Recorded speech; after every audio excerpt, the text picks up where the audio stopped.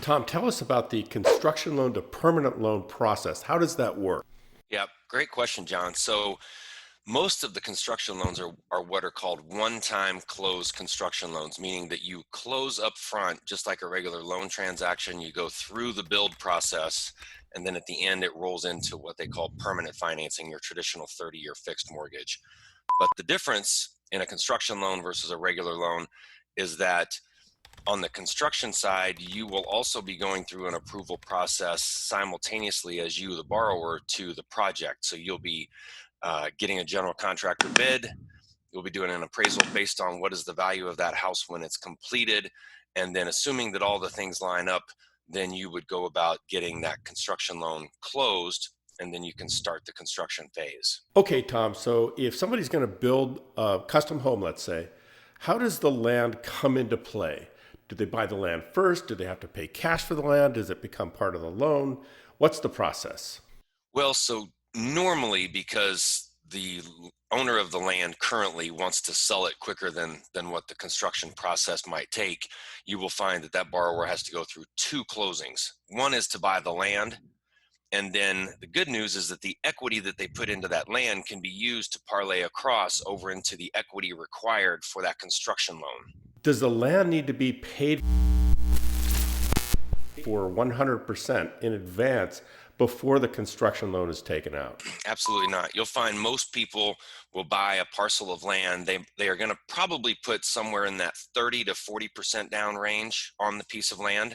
Mhm. But the good news is that 30 or 40%, when you go over to the construction side, you're going to find construction loans, depending on the loan amount, to be anywhere from 5% down to 20% down or higher, depending on, again, the loan amount. So you can take that 30 or 40% they put down on the land and use that toward the 5 to 20% ballpark approximate needed on the construction side. Okay, Tom, that makes a lot of sense. Now, what about the payments during the construction process? So somebody decides that they would like to build a custom home. They found an architect. They believe they found a builder that'll work for them. So once they've done that and they've secured the construction loan, how is payment made towards Yeah, progress? it gets dribbled out. So what they call those are draws. So upon the start process of the construction loan, you're going to set up a draw schedule. So depending on the size and scope of that project, you'll find draws between 3, 5, or 7 draws through that construction process. The great news for you, the borrower, is that that's a built-in safety net for you. So all the money isn't given to the general contractor up front. So they have to do X% complete. They'll turn in proof of that completion. An appraiser will go out and certify that completion, and then the lender will distribute that percentage, say 20%, to reimburse the general on the part that's done. All right, Tom. So I'm sure that some people like the idea of using a loan like this for renovations rather than brand new construction. Can you tell us if there's something on the market that they can get access to in order to help them renovate the home rather than just construct a new one? There is. The big difference is that the house is already existing. It's already had a certificate of occupancy. It's already on a piece of land. So for that borrower, it's actually a little bit easier process because you're not dealing with buying land and then doing a construction loan. You're actually starting with an existing structure, and you buy that from a seller, similar to a construction loan, to where you then get money set aside to do work to it because the house is not financeable or you would like to do some work to it.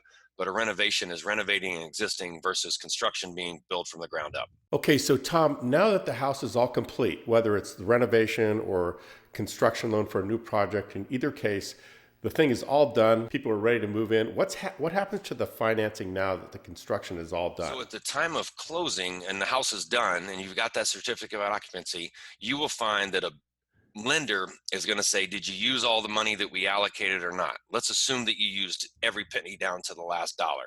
Then that dollar amount, let's say that's 500,000, a million, or 1.5, that then automatically rolls into permanent financing, 30-year fixed loan, depending on what you set up front, but most people set up a 30-year fixed, just automatically rolls right into it. Hey, make sure to check out our next video on mortgage loan process. We'll see you there.